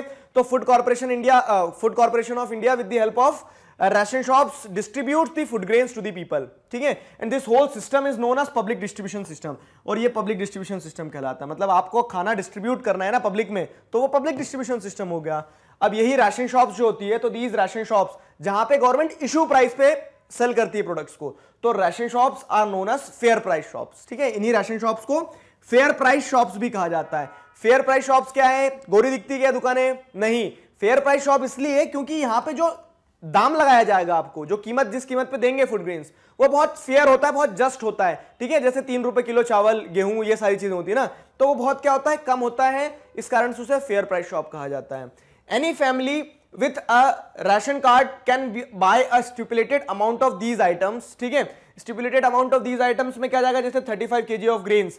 क्या होता है कि आपके पास जो कार्ड है, तो कार्ड होना जरूरी है, कोई भी नहीं जा सकता है, तो कार्ड है आपके पास में। अब उस कार्ड के बेसिस पे आपको एक फिक्स्ड, एक स्टिपुलेटेड अमाउंट ऑफ ग्रेन्स मिलेगा। उसमें आपको जैसे क्या हो जाएगा, सारा जो आइटम्स मिलने वाले, तो उसमें 35 kg ग्रेन्स बोल दिया हर मंथ, ठीक है। 5 लीटर्स ऑफ कैरोसिन ऑयल हो गया, फिर उसके बाद में 5 kg ऑफ शुगर। तो इस तरह से फिक्स कर दिया अमाउंट, क्या इतना इतना सामान आपको देने वाले हैं every month from the near by ration shop. तो हर महीने इस तरह से आपको आपके जो आसपास की राशन शॉप है वहां पे जाना है, ऐसे ही नहीं चले जाए उठ के, ठीक है। राशन कार्ड लेके जाना होता है और फिर लोगों को मिलता है। अब ये राशन कार्ड की इतनी इंपॉर्टेंस क्यों है, ठीक है। तो राशन कार्ड की इतनी इंपॉर्टेंस इसलिए क्योंकि देखो there are 3 kinds of ration cards, ठीक है, 3 तरह के राशन कार्ड है। Antyodaya cards for the poorest of the poor, जो बहुत ज्यादा गरीब है उनके लिए अंत्योदय कार्ड बना दिया। फिर BPL card for those below poverty line. अब जो बिलो पॉवर्टी लाइन है, हमने पॉवर्टी लाइन पढ़ी थी इकोनॉमिक्स में इसी साल, तो पॉवर्टी लाइन से नीचे जो लोग हैं उनके लिए बीपीएल कार्ड, और फिर APL card for all others. तो जितने भी लोग हैं बाकी बचे सारे, आधे इधर आधे उधर, बाकी सारे मेरे पीछे, इस तरह से, ठीक है। तो आधे लोगों को क्या होता है, मतलब जो जितने भी लोग बचे उनको अबव पॉवर्टी लाइन कार्ड बना दिया जाता है। और इस तरह से क्या होता है कि अब गवर्नमेंट ने आइडेंटिफाई कर लिया कि हाँ ये 3 कैटेगरी के लोग हैं। ये जो सिस्टम है ना, ये over the period of time क्या होता है, चेंज होता आया है। तो अभी हम जब आगे पढ़ेंगे current status of public distribution system, तो आपको और कंसेप्चुअल क्लैरिटी मिल जाएगी उस पर। बाकी अभी ध्यान रखना कि सबसे ज्यादा फायदा जैसे अंत्योदया को मिल जाएगा, Antyodaya card holders, poorest of the poor, फिर बीपीएल को मिल जाएगा और फिर एपीएल को मिलेगा। तो इस तरह से पूरा सिस्टम ऑपरेट होता है, ये होता है पब्लिक डिस्ट्रीब्यूशन सिस्टम। आगे देखो क्या है, अब introduction to rationing was introduced after the Bengal famine of 1940s। जब हमारे यहाँ बंगाल फेमाइन आती है, टू बी मोर स्पेसिफिक 1943 में बंगाल फेमाइन के बाद में क्या होता है, राशनिंग सिस्टम को इंट्रोड्यूस किया गया हमारे देश में कि यार गवर्नमेंट ने देखा कि अगर हम फूड सिक्योरिटी इंश्योर नहीं करेंगे तो लोग भूखे मर जाएंगे, तो गवर्नमेंट ने स्टेप किया उसके अंदर और गवर्नमेंट ने बफर स्टॉक्स वगैरह मेंटेन करना, सारी चीज़ों पे फोकस करना स्टार्ट किया ताकि लोगों के पास में क्या रहे, खाने की कमी से किसी की मृत्यु ना हो, फूड सिक्योरिटी को इंश्योर कर पाए हम। ठीक है, तो ये लाया गया बंगाल फेमाइन के बाद में और राशनिंग सिस्टम वॉज रिवाइव्ड। तो आज़ादी मिल गई और आज़ादी मिलने के बाद में फिर हमारी कंडीशन बहुत बुरी हो गई। तो वहां पे क्या होता है कि राशनिंग सिस्टम को रिवाइव किया गया in the wake of an acute food shortage during 1960s prior to the green revolution. 1960s तक क्या हुआ था, ग्रीन रेवोल्यूशन नहीं आया अभी हमारे देश में। देखो पूरी सीक्वेंस समझना, क्या होता है कि बंगाल फेमाइन से हमें एक हादसा हुआ, ठीक है, धक्का लगा थोड़ा सा, तो हमने सोचा कि नहीं खाना इंश्योर करना पड़ेगा, तो हमने क्या किया, राशनिंग सिस्टम को इंट्रोड्यूस कर लिया। थोड़े दिन ठीक चला, फिर क्या होता है, फिर फेमाइन जैसी सिचुएशन डेवलप होती है, एक्यूट फूड शॉर्टेज डेवलप होती है, मतलब फेमाइन नहीं आती एग्जैक्टली, खाने की कमी होती है हमारे देश में। ठीक है, 1960s के टाइम पीरियड पे जब हम अमेरिका के पास जाते हैं उधार मांगने कि हमें फूड ग्रेन्स दे दीजिए, ठीक है, तो prior to the green revolution, ये ग्रीन रेवोल्यूशन के पहले, तो हमने फिर सोचा कि यार रैशनिंग सिस्टम को क्या करना होगा, रोबस्ट करना बहुत ज्यादा जरूरी है। ठीक है, and due to high incidence of poverty levels, फिर हमने देखा क्या कि खाने की कमी है, लोग गरीब भी हैं बहुत ज्यादा, तो उनके पास पैसा भी नहीं होता, जब महंगी होती चीजें तो तब नहीं खरीद पाते हैं, स्टारवेशन फेमाइन वाली सिचुएशन डेवलप होने लगती है। तो due to high incidence of poverty levels as reported by NSSO का फुल फॉर्म आप कमेंट सेक्शन में बताएंगे, मैं पहले भी बता चुका हूं, और एनएसएसओ का काम क्या होता है ये भी बताएंगे आप। ठीक है, तो पॉवर्टी को देखते हुए, इन सारी चीजों को देखते हुए एनएसएसओ के डेटा के हिसाब से, ठीक है, 3 important food intervention programmes were introduced. तो हमने ये इंश्योर किया कि गरीबी भी खत्म हो जाए, गरीबी खत्म करके सबसे पहला काम है कि लोगों का पेट भर जाए। तो हमारी कंट्री में 3 फूड इंटरवेंशन प्रोग्राम्स लाए गए थे। पब्लिक डिस्ट्रीब्यूशन सिस्टम जो कि पहले से था उसे और रिवाइज किया गया, रिवैम्प किया गया, थोड़ा और मजबूत किया गया। ठीक है, 1970s के टाइम पे इंटीग्रेटेड पब्लिक डिस्ट्रीब्यूशन सिस्टम तो हम पढ़ ही रहे हैं, इंटीग्रेटेड चाइल्ड डेवलपमेंट सर्विसेज, इन चीजों पे भी फोकस किया गया वही 1970s के टाइम पीरियड पे। तो इसमें क्या होता है, 0 to 6 ईयर्स के जो चाइल्ड रहते हैं उनके डेवलपमेंट पे फोकस किया गया। ये प्रयास किया गया कि एक सशक्त नींव बनाओ, एक मजबूत फाउंडेशन देंगे, हमारे बच्चे जब स्ट्रांग रहेंगे तो ये बच्चे कल बड़े होंगे, देश बनाएंगे। तो इस कारण से इंटीग्रेटेड चाइल्ड डेवलपमेंट सर्विसेज में बच्चे, प्रेग्नेंट विमेन, इन सारी कैटेगरीज पे क्या किया गया, ध्यान दिया गया कि इनका डेवलपमेंट हो सही। फिर क्या होता है, फिर फूड फॉर वर्क प्रोग्राम लाया गया। ये भी इंटरेस्टिंग चीज है, मतलब देखो गरीबी भी थी, भुखमरी भी थी, तो उस समय उन्होंने बोला कि लोगों को काम दो और काम के बदले पैसा दो, पैसे से खाना ले लेंगे। तो इस तरह से फूड फॉर वर्क, तो काम देना चालू किया गया। ठीक है, इसमें जैसे policy over the period of time extend होता गई और आज इसका फूड फॉर वर्क प्रोग्राम का अगर आप लेटेस्ट वर्जन देखोगे तो मनरेगा है वो। ठीक है, तो इस तरह से ये कुछ 3 प्रोग्राम्स लाए गए थे। कब ये 3 प्रोग्राम लाए गए थे, 3 important programmes for food intervention. ठीक है, फूड इंटरवेंशन प्रोग्राम थे ताकि हमारे देश में जो गरीबी है, जो भुखमरी, उसे खत्म किया जा सके। At present there are several poverty alleviation programmes और इनके बहुत सारे एडवांटेजेस, जैसे आप देखें हम तो पब्लिक डिस्ट्रीब्यूशन सिस्टम है, मिड डे मील स्कीम है। ठीक है, तो ये स्पेसिफिकली फूड ओरिएंटेड स्कीम्स है। इसके साथ साथ में क्या है, बहुत सारे जैसे हमने देखा टारगेटेड एंटी पॉवर्टी प्रोग्राम है।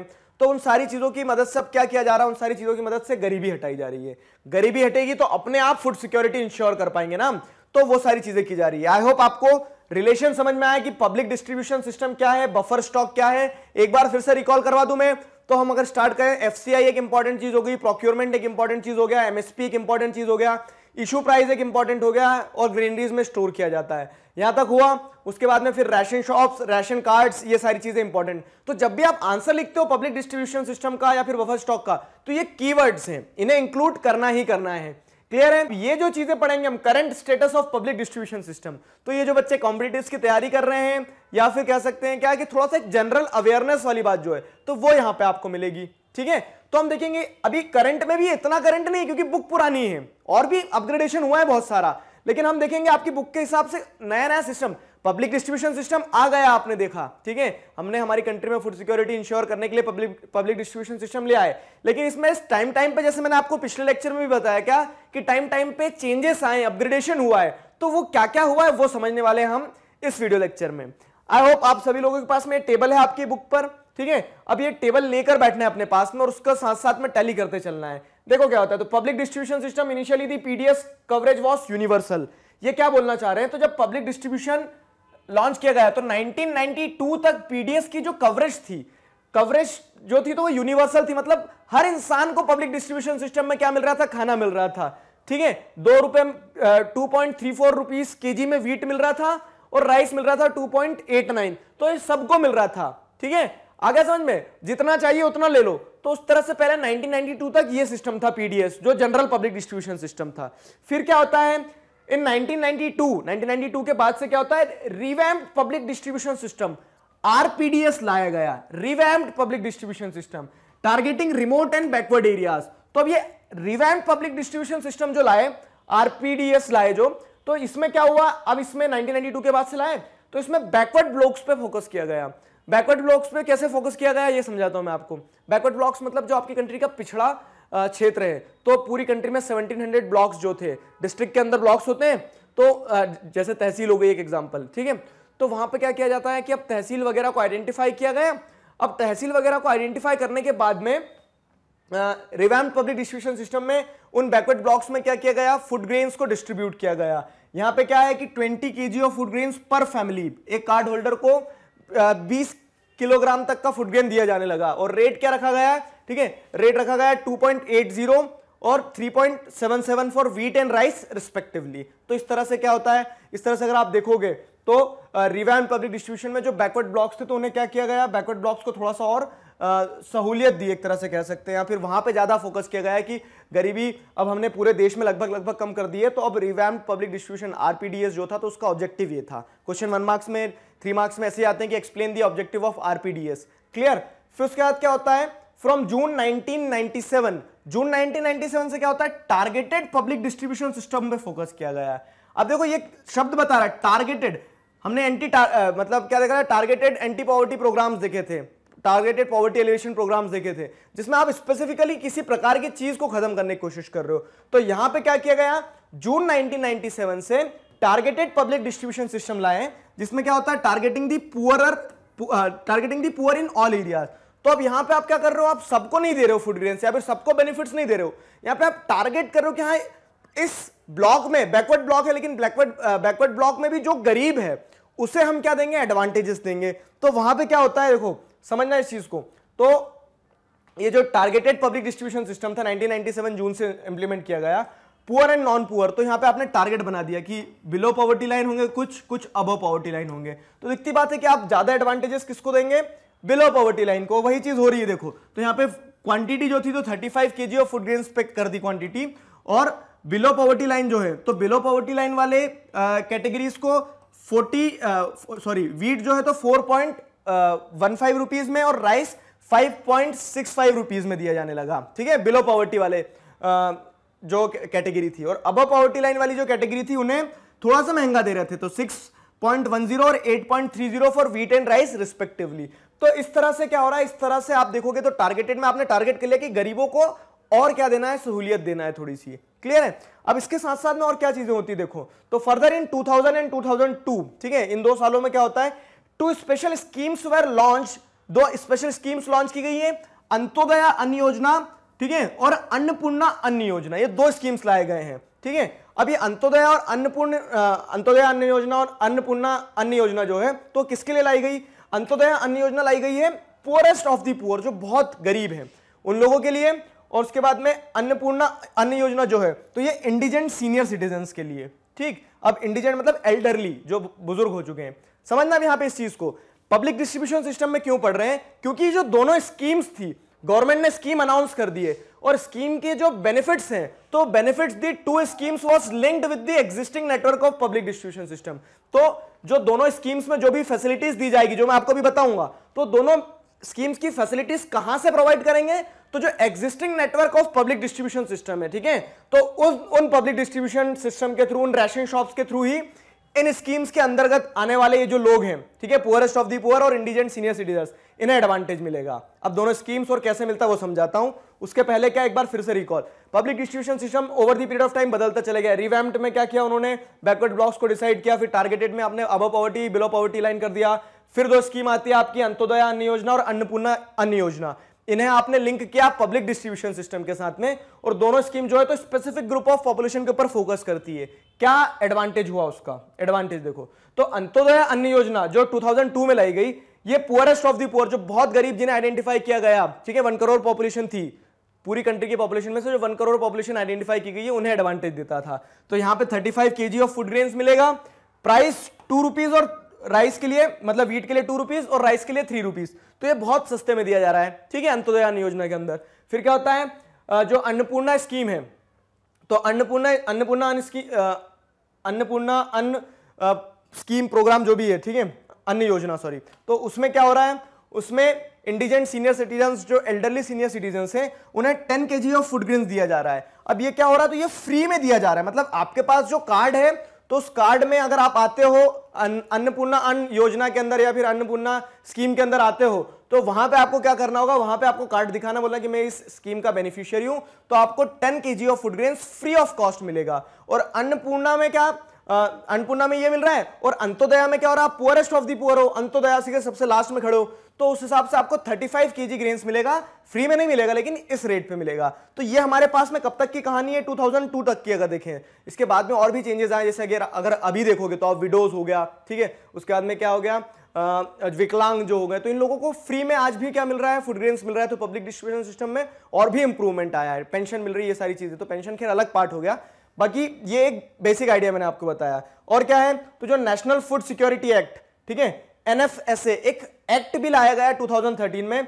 अब इसमें प्रायोरिटी हाउस होल्ड्स को क्या दिया जा रहा था, 5 kg पर person per month food grains दिया जा रहा है। व्हीट और राइस जो है तो 2 और 3 रुपए में, और कोरस ग्रेन्स जैसे बाजरा, रागी, ये सारी चीजें 1 रुपए में दिया जा रहा है। तो अब इन दोनों को समझते जरा, नेशनल फूड सिक्योरिटी, और ये तो मैंने आपको अन्नपूर्णा अन्न योजना तो बता दी कि बुजुर्गों के लिए है, उनको फ्री में दिया जाएगा, और अंत्योदय अन्न योजना जो है AAY, तो उसे और समझाते हैं। देखो तो दी नेशनल फूड सिक्योरिटी एक्ट 2013, ठीक है, ये जो नेशनल फूड सिक्योरिटी एक्ट लाया गया था 2013 में, तो act provide for food and nutritional security life at affordable price, ठीक है। अफोर्डेबल प्राइस मतलब क्या है कि ऐसे प्राइस पे हम देंगे गरीबों को खाना जिसपे क्या हो, जिसपे हर इंसान खरीद सके, क्योंकि फूड सिक्योरिटी का मैंने आपको बताया था एक डायमेंशन अफोर्डेबिलिटी भी है, सिर्फ आप खाना अवेलेबल करवा दोगे उतना काफी नहीं है ना, वही चीज रहती है। तो इसमें क्या हो रहा है, इसमें देखो under this act 75% of the rural population and 50% of the urban population have been categorized as eligible household for food security।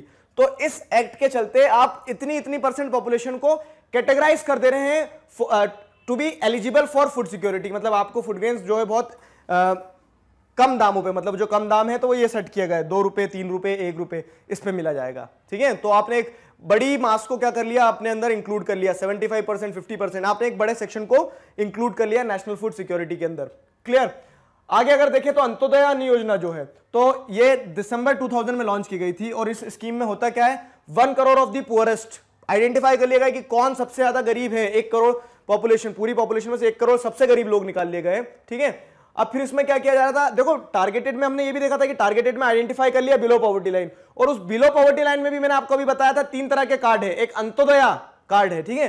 तो बिलो पॉवर्टी लाइन में भी जो सबसे गरीब है उन्हें अंत्योदय कंसिडर किया गया। फिर इन्हें क्या किया गया, 25 किलोग्राम्स ऑफ फूड ग्रेन्स दिए जाते थे, were made available to each eligible family at highly subsidised rate. Highly subsidised rate मतलब 2 rupees per kg for wheat and 3 rupees per kg for rice. उसके बाद में क्वांटिटी जो है, तो पहले कितना दिया जा रहा था, 25 किलोग्राम, तो क्वांटिटी को बढ़ा के 35 किलोग्राम कर दिया गया है अप्रैल 2002 से। उसके बाद में क्या है, एडिशनल 50 लाख बीपीएल फैमिली, तो पहले 1 करोड़ पॉपुलेशन का शेयर रखा था, फिर उसको और बढ़ा के 50 लाख लोग और ऐड कर दिए, फिर उसको 2 करोड़ फैमिलीज कर दिया। तो इस तरह से अंत्योदय में आप जो सबसे नीचे हैं उन लोगों को सबसे ज्यादा बेनिफिट्स दे रहे हो, as simple as that.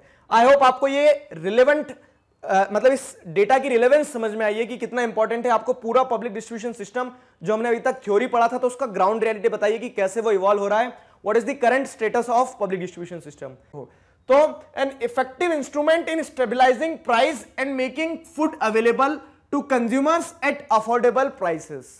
Public distribution system का एडवांटेज सबसे बड़ा क्या है, an effective instrument in stabilising prices, prices को स्टेबलाइज कर देता है प्रोडक्ट्स के। कैसे, देखो क्या है कि गवर्नमेंट ने खरीद लिया खाना और बोल दिया कि हम 3 रुपए में बेच रहे हैं, 2 रुपए में बेच रहे हैं, तो अब क्या है कि अब गरीब को उस परेशानी को फेस नहीं करना पड़ेगा कि यार कीमत बढ़ गई है तो उसका बजट गड़बड़ा गया। आगे समझ में? तो stabilising prices and making food available to consumers, तो कंज्यूमर्स जो है उन्हें पता है कि हाँ उनका बजट है कि यार हमें महीने के 100 रुपए हमारा खाना फूड ग्रेन्स खरीदने पे लगाना है, तो उन्हें पता है कि 100 ही रुपए लगेंगे। ऐसा नहीं है कि जैसे आप प्याज के भाव देखते हो क्या कि विंटर्स वगैरह आते आते जब स्टॉक नहीं रहता है अनियन का तो उस समय पे प्राइस क्या हो रहे हैं, आसमान छू रहे हैं, सेब के बराबर हो गए, ठीक है। तो वो चीज नहीं है, आप क्या करते रहो, प्राइस को फिक्स कर दे रहे हो, you are stabilising the prices and making food available to consumers at affordable price, ठीक है। तो ये पहला एडवांटेज हो गया। आई होप समझ में आया कि पहला एडवांटेज क्या है, स्टेबलाइजेशन ऑफ प्राइसेस।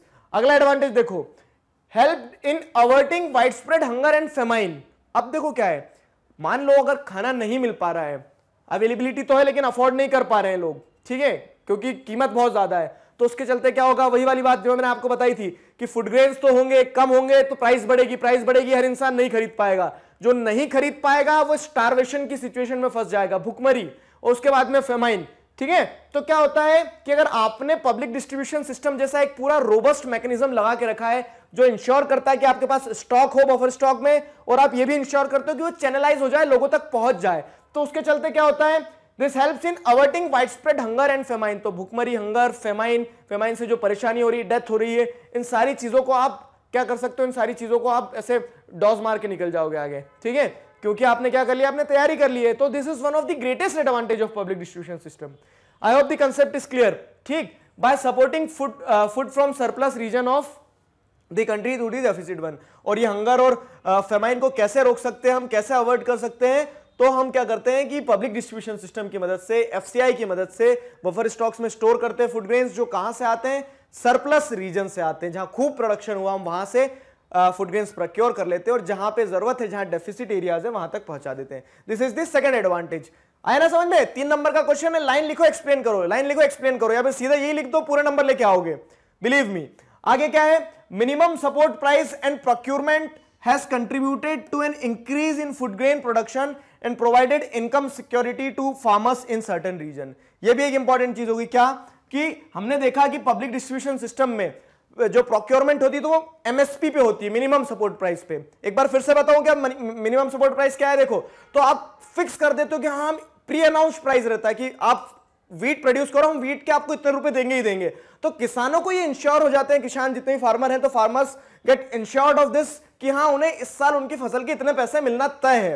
तो minimum support price and procurement has contributed to an increase in food grains, ठीक है, प्रोडक्शन। तो अब दिख रहा है किसानों के यहाँ वीट पे हमें 2000 रुपए मिलेगा, तो वो प्रोडक्शन को बढ़ाने की कोशिश करेंगे कि यार यहाँ सीधा 2000 रुपए मिल रहा है, गवर्नमेंट सीधे दे रही है। ऐसा नहीं है कि ज्यादा प्रोडक्शन हो जाएगा तो उससे फसल की कीमत गिर जाएगी। अगर मान लो एमएसपी ना हो, समझना सिचुएशन बता रहा हूं, जैसे आप 10th क्लास में और ये फिनोमेना फिर पढ़ोगे तो क्या होता है कि प्रोडक्शन तो बहुत हो गया है, लेकिन ज्यादा प्रोडक्शन होने के कारण क्या होता है, वही वाली बात, सप्लाई ज्यादा हो गई, अब डिमांड कम है तो प्राइस गिरने लगती है, लेकिन सपोर्ट प्राइस जब मिल जाता है, मिनिमम सपोर्ट प्राइस, तो प्राइस ऐसे गिरती नहीं है, प्रोडक्शन बढ़ता है, उसी के साथ साथ में and provided income security to farmers in certain region. और इनकम सिक्योरिटी मिल जाती है कि फार्मर्स ने तय कर लिया यार इतना पैसे अपने पक गए, 100 क्विंटल प्रोड्यूस कर लो, 2 लाख रुपए अपने पक गए वीट पे, ऐसा। तो उस तरह से क्या है, इनकम सिक्योरिटी मिल जाती है। उसके बाद में क्या मिल जाता है, फूड ग्रेन्स में प्रोडक्शन ज्यादा होने लगता है। ये सारे एडवांटेजेस होते हैं पब्लिक डिस्ट्रीब्यूशन सिस्टम के। तो ये डायरेक्टली और इनडायरेक्टली आपको एडवांटेजेस मैंने समझा है। आया ना समझ में? 3 मार्क्स में क्वेश्चन आएगा, तीनों पॉइंट इंपॉर्टेंट है, ध्यान रखना है और ऐसे ही लिखना है। अब ये तो एडवांटेज हो गए। अब सवाल यह आता है कि सब मतलब हर सिक्के के 2 पहलू होते हैं ना, तो यहां पे हमने एक पहलू देखा पब्लिक डिस्ट्रीब्यूशन सिस्टम का। ये नहीं कि पब्लिक डिस्ट्रीब्यूशन खराब है, पब्लिक डिस्ट्रीब्यूशन सिस्टम अच्छा है, ये एडवांटेजेस भी देखे, लेकिन कुछ चैलेंजेस को भी फेस कर रहा है, मतलब कुछ उसके सामने कठिनाइयां भी हैं, कुछ हर्डल्स भी है, और हर्डल्स के ऊपर से तो कूदना पड़ेगा। तो हर्डल्स क्या है वो देखेंगे। However the public distribution system has faced severe criticism on several grounds, ठीक है। तो बहुत सारे हमारे जो कह सकते हैं पॉलिसी मेकर्स हैं या फिर बहुत सारे क्रिटिक्स जो हैं वो तो इस चीज को क्रिटिसाइज करते हैं कि पब्लिक डिस्ट्रीब्यूशन सिस्टम में ये दिक्कत है, ये परेशानियां हैं, ये चैलेंजेस हैं। तो what are those challenges, this we are going to study in next video lecture, ठीक है। अगले वीडियो लेक्चर में हम क्या करने वाले हैं, इन सारे चैलेंजेस को डिस्कस करने वाले हैं कि what are the multiple challenges which are public distribution system is facing. I hope सारे कंसेप्ट यहां तक क्लियर हैं। किसी प्रकार का डाउट है तो feel free to ask in comment section. Till then stay connected, keep learning. Thank you very much.